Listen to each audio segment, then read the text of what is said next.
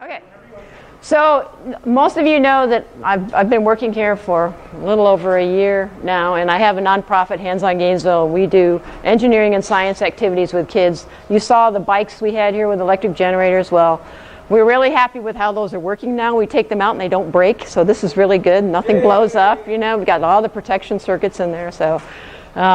And we converted from AC to DC on that, which was a big deal because we got rid of the inverter, that nasty inverter. So anyway, so I'm also an amateur musician, and so I've always wanted to combine my music and engineering thoughts because I love to figure out how things work, and I play Renaissance instruments, and so Renaissance instruments are completely fascinating to see how musicians of the time experimented with acoustic concepts to get to the instruments we have today. So we had this booth at the medieval fair, and so we did experiments, 3 experiments. We had 4 stations. One was experiments of the 1600s and 1700s, and then we had an interactive station. These were the experiments, and I'll show you them. They're there. Then we had a table where the kids could experiment with different lengths of pipes and strings, and we had help from Frank on that, removing membranes from all these bamboo rods that we had, and I couldn't have done that without Frank's help. And then we had a station here. You can barely see this, but we had a collection of Renaissance instruments to show the kids. They didn't get to play those. But we demoed them, and they got to see the instruments that preceded the oboe and that preceded the bassoon. So maybe someday I'll drag those in here for you too, because they're quite fascinating. And then we just had an interactive station, and I'm sorry about the resolution on this, but where the kids took straws and you could cut off the end and they vibrated like a reed, so they had reed pipes to the pleasure of their parents on the ride home. So I'll start off, okay, this is just exploring pitch and length. So this is pretty easy. So I have 2 heads of recorders here. We have a bass recorder head and an alto recorder head. And so we couldn't do anything with electrical pumps or anything, and we didn't want to spread germs. So all I did was get a wooden bellows. And so it goes very nicely into the head of this recorder, this bass recorder. And so, you know, what kid or adult doesn't want to come over here and play with this and then put different lengths in to experiment with how the pitch is changing. And depending on the age, you can talk about pipes open at both ends. For example, this is open here and open here. So the resonant waveform in a pipe open at both ends is actually the standing wave. The fundamental is a half wave. But if you close it, it's a quarter wave. And so you can actually get a lower pitch when you close one end. So the kids, I didn't really talk to too many kids about that because they don't know about waves and quarter waves and half waves, but you do. And it's a corollary. Pipes and strings have fundamentals and harmonics. And so you can actually get harmonics in these too, depending on the speed at which the air goes over this little lip. So we can get the fundamental on this, or if I increase the speed of the air, maybe not in this one. There it is. There it is, so you can go. Whoops, it's falling off now. Yeah. Okay, there you go. So you can go the fundamental. Let me hold it. You do that part. All right. So go slowly, you get the fundamental, and you go fast. There you go. So that's just the speed of the air, and you're exciting not the fundamental but 2F, and so you're getting the two lobes instead of just one. So anyway, that's fun with aerophones. And then we had just the same thing with this. We put a straw on the end. We just did different lengths for the alto recorder, and there was one kid. I swear, kids are really funny. I mean, he got this in his hand, and for half an hour, you know, his dad was watching him, and the kids were like, blah, blah, blah, blah, you know, and just who knows what he's doing, but he's having a ball and putting the different things on there. And even though they don't, kids, those small children don't understand the engineering fundamentals, but they can hear it. They can hear if they put a longer tube in there. You're setting the setting the experience base for them, so when they get older they go, oh yeah, I remember when that one day when I was blowing on pipes and I got longer pipes, I got a lower pitch. So we did that over at that table, and then we had them experiment with strings as well. And look at this. I mean, who doesn't want to do something with this thing? And they go, oh, move the gourd. Oh, that's great. The kids are up and down, and so you can get different pitches with the strings too. So it's very tactile. With kids, you got to grab them. We call them kid catchers, because once you get them there, you can go, oh, what happens? Can you make this one half as long as this? How does that sound? And you can introduce different concepts depending on how old the kids are. So that was the interactive one. You probably saw Aaron in some of these pictures, the engineering student that worked with me on the bikes. He was in the previous picture. But look at this is a dad. This is a dad having fun with the Gordo cord. And there's another kid with the Gordo cord. And here's kids playing with the bellows. So thank you, Frank, for helping us clear the membranes out of those the bamboo rods. Okay, so now we get to the experiment. So I had to come up with period experiments because we were at the medieval fair, although I'm stretching medieval times quite a bit. But the first one is my favorite one, Boyle's evacuated bell jar. So anyone who's had chemistry knows Charles Boyle and his gas laws, right? Well, he experimented with gases in many ways. And his famous experiment is actually putting a bell in a jar, and we get the magnet here. So once I get a vacuum in there, I have to have a mechanism to ring the bell. So there's just a magnetic object like washers on the inside of the bell of the striker, and you can hear it. But is that why it's called a bell jar? I don't think so. But I don't really know. From Charles Boyle, I don't know. So we had to come up with a way to evacuate this without using a pump because we're at the medieval fair. So, well, this isn't real medieval either, but you put a sign on it and say, ye old evacuator, and you can get by with it. So Aaron, the student, and I, we modified this bike pump. So you change the direction of the diaphragm on the inside, so you suck air and it's sealed, and then when you push down, it comes out. And then there's a ball valve, a check valve in here, and we had to destroy this one, but you put another one in it here. And so it keeps the vacuum in when you're, so now I'm sucking. Well, you're going to still hear it for a while because I think I need to do like this 30 times. And this is where I really need the assistant. We had college students helping, and at the booth we had Society of Women Engineers, we had Society of Physics students, we had music students, we had civil engineering students, we had all sorts of students come and help. And so this was always their job. Once I demoed it, it's like, okay, I can do it. So now, the first time Aaron and I did this, we were here, and we're doing this, and we go, wait a minute, how are we going to get the vacuum out? So we forgot to put a release valve in it. So we had to cut the line. So it's probably getting more difficult to hear now. Yeah. And this vacuum valve on here is good to 30 inches of mercury. And I didn't have to do it this much at the fair because it was noisy and you couldn't hear the bell. It's going down.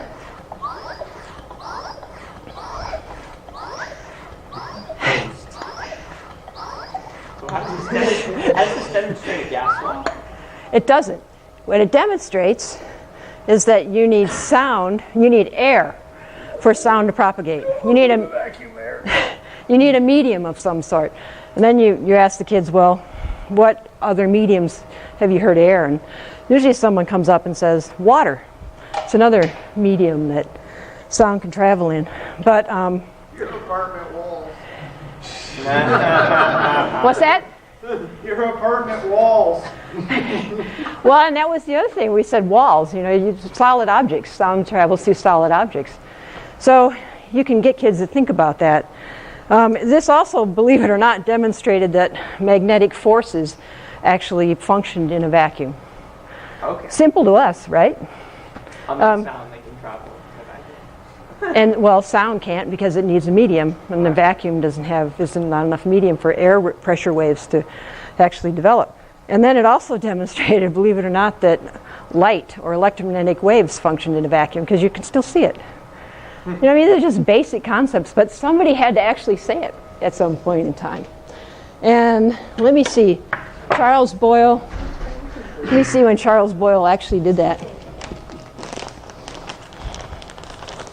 Charles Boyle did this in, well, he lived 1627 to 1691, so we'll split the difference and say 1660, somewhere in there.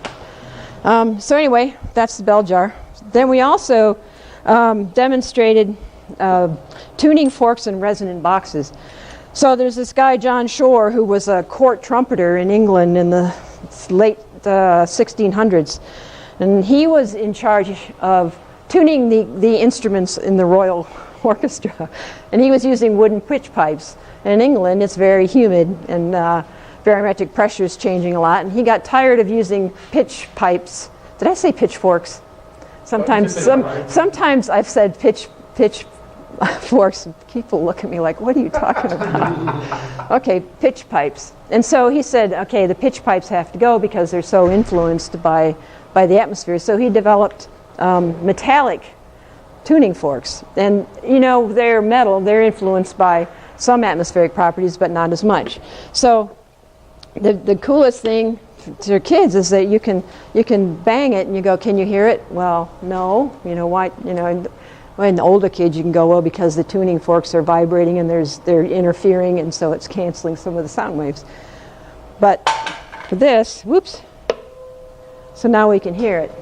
Now the box is special because the box is actually a quarter wavelength to hear. So let's do this one. Oops, all mixed up here. This one's a lower C. But does it work on here? No, you get the upper harmonic because there's a cutoff. It's a waveguide. It's an acoustic waveguide. There's a cutoff frequency in it. So yeah, the electrical engineer is going, yeah, I got it. Yeah. I mean, that's what I love this. Electrical engineering and acoustical waves, they're different kinds of waves, but they're waves. And so, you can talk about them similarly. Okay, so those are tuning forks. Kids had fun with that. And then lastly, Mersenne. Okay, I have to pull up another slide for this one because I don't like the monochord that I have there. That's the tuning fork. Okay, so Marin Mersenne. Very simple. Again, one of these simple acoustic experiments. So he was studying lengths of strings and the properties of string with length. So Pythagoras did this, but Pythagoras did it with ratios and dissonances and consonances. He was thinking about how sounds please and how they displease. So his was very oral. But then Mersenne came along, and he had this great monochord, and I would rather have built this than that silly thing that I've got there, because he determined mathematical relationships, which again are very simple, but somebody had to do it, of the dependence of frequency on length of string, the force on the string, and the mass of the string. Simple. And he just put a weight on it, so you can get the mass times the acceleration constant of gravity, and you've got the force. Simple, length right there. Simple. So he did this. So we didn't, well, again, depending on the age, we talked to the kids about that, or usually we said, look at the length. There's actually two strings on here. A monochord is just a study of properties of a single string. So it doesn't have to be one string on the instrument if you're talking about the study of a single string.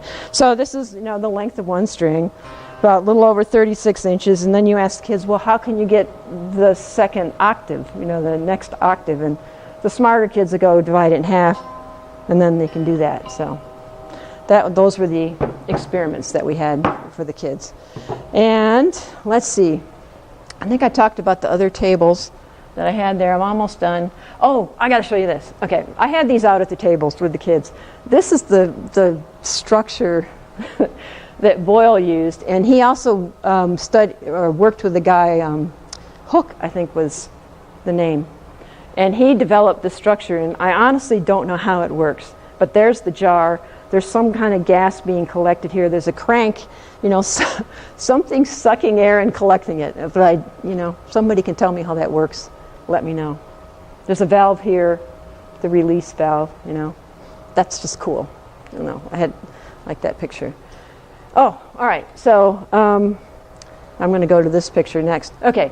Someday, if you want, this was the other station we had with all the instruments on it. And these are the bassoon precursors, even this one. These are the oboe precursors back here. Someday, if you want me to bring the Renaissance instruments in, I will.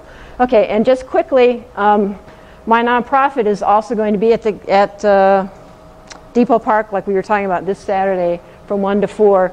We've had this project for 2 years with these kids from Eastside High School. And GRU funded it, and this is their prototype, picture of their prototype. But it demonstrates, it's an interactive exhibit for kids that demonstrates generation and distribution of electricity in the Gainesville area. Built locally by kids for kids. That's going to be my new yes, thank you. Okay, questions? Okay, I'm done. Please do bring in the weird and unusual rackets. Instruments, yeah. Well, rackets. They're on our. I'll just say one more thing. Get me talking about this. This is a racket. This is a chrome horn. These are really. Chrome horn. Oh, cool. Yep. I was going to ask. Do you have chrome horns? I do. Yeah. And so that's why I called it the Royal Racket, because rackets are one of my favorite instruments. They're just quirky little things. Yes. How do you acquire the instruments? Well, the Renaissance instruments or these things? Over many years. They're not really from the Renaissance. They're historic reproductions. The real ones are in museums because there are not that many that have survived through the years because they're made out of wood.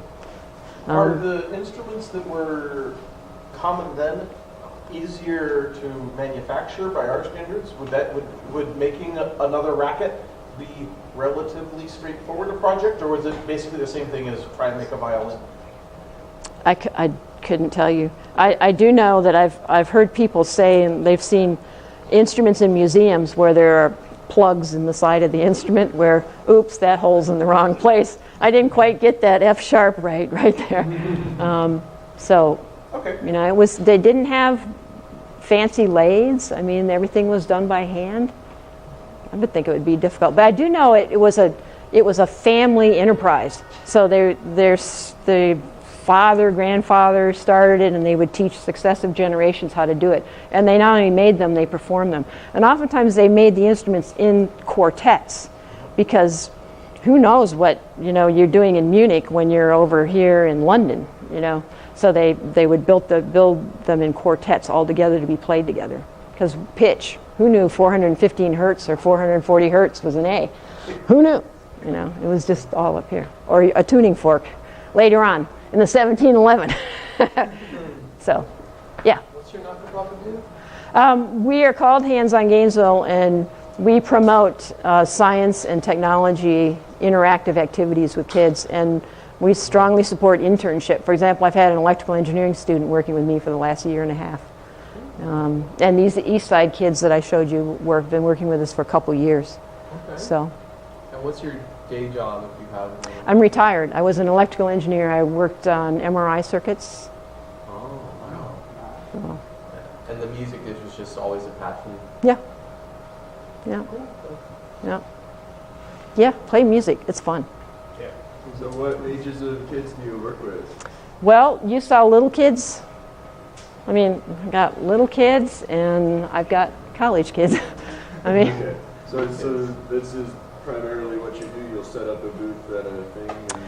Well, I think we prefer not to have those kinds of activities. I call them the dog and pony shows. It gets our name out there and gets us known. I much prefer the kind of activity where we have a project with a business somewhere. For example, GRU sponsored this electricity project, and we have students from Eastside High School, and we've been working at Tech Toy Box to construct it.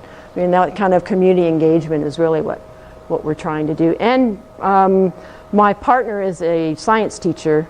She's at Eastside High School now, but she she works with after-school clubs. So, I mean, I don't have that access, but because she does, we have kids that come help us do things. So you're at GRU, you're at Tech Toy Lawn.